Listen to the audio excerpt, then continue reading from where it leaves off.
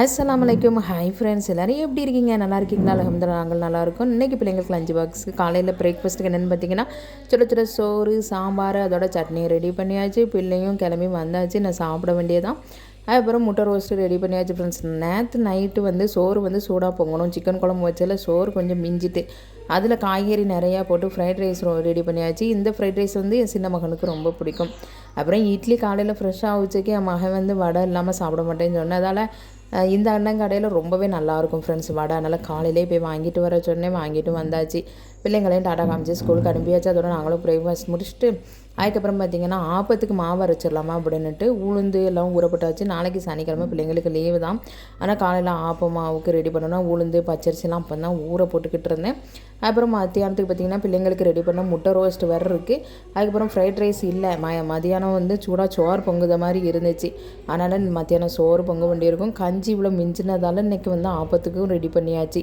ஏன்னா பழைய சோறு போட்டால் நல்லா ஆப்பம் மெத்துன்னு வருமா, அதனால் அதையும் ஊற போட்டுட்டு அதுக்கப்புறம் பார்த்திங்கன்னா அரிசி தான் ஊற போட்டுக்கிட்டு இருக்கேன். ஒரு கிண்ணத்தில் சோறு பொங்குறதுக்காக அரிசியை அளந்து எடுத்துக்கிட்டேன்.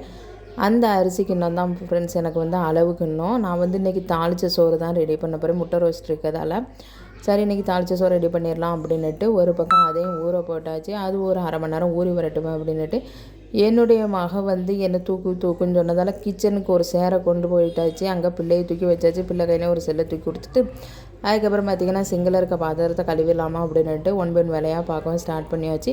அதுக்கப்புறம் வீட்டில் மாதுளம்பழம் இருந்துச்சு ஃப்ரெண்ட்ஸ். இதை வாங்கி 3 நாளாவது. இதுக்கு மேலே வச்சுருந்தோம்னா அடிக்கிற வெயிலுக்கு ஒம்பா பெருமை அப்படின்ட்டு சரி ஜூஸ் போட்டு கொடுக்கலாம் அப்படின்ட்டு பிள்ளைங்க குடிப்பா, அதனால் அவங்களுக்கு ஜூஸ் போட்டு கொடுக்கலாம் அப்படின்ட்டு நானும் ஒரு அரை கிளாஸ் குடிச்சிட்டு என்னுடைய மகளுக்கும் ஒரு அரை கிளாஸ் கொடுத்தேன். அவங்களும் குடிச்சிட்டாங்க. அதுக்கப்புறம் பார்த்திங்கன்னா சிங்கில் இருக்க பாத்திரத்தை கழுவிட்டு அதுக்கப்புறம் சோறுக்கு தாளிப்பு கொடுத்துருந்தேன். நல்லா வந்துக்கிட்டு இருக்கேன். அதுக்கப்புறம் ஆப்பமும் ஒரு பக்கம் அரைப்பட்டுக்கிட்டு இருக்கேன். அரிசி உளுந்து கஞ்சி எல்லாத்தையும் ஒன்றா போட்டு நல்லா மாவு சூப்பராக மையாக அரைச்சிட்டோம்னா ஆப்பம் நல்லா மெத்துன்னு வரும். அதுக்கப்புறம் பார்த்திங்கன்னா அந்த கிச்சனில் நம்ம முளத்தப்படி எல்லாம் எடுத்துருப்போமா, அந்த வரிசையை கொஞ்சம் நேராக வச்சுட்டோம்னா பார்க்க அழகாக இருக்கும். அதனால் மஞ்சப்பொடி முளத்தப்படி எல்லாத்தையுமே அங்கங்கே இருந்த பாக்ஸ் எல்லாம் நேராக ஒதுங்க வச்சுட்டு அதுக்கப்புறம் ஊது போட்டுடலாமா அப்படின்ட்டு ஊதும் போட்டாச்சு.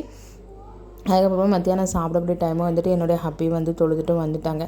சரி சூடாக சோறு வச்சிடலாமா அப்படின்ட்டு ஒரு பக்கம் சோறு வைக்கவும் ஸ்டார்ட் பண்ணியாச்சு. சூப்பரான சோறு. அதுக்கப்புறம் முட்டை ரோஸ்ட்டு வச்சு அல்ஹம்துலில்லாஹ் நல்லபடி லஞ்சை முடிச்சாச்சு ஃப்ரெண்ட்ஸ். Okay bye.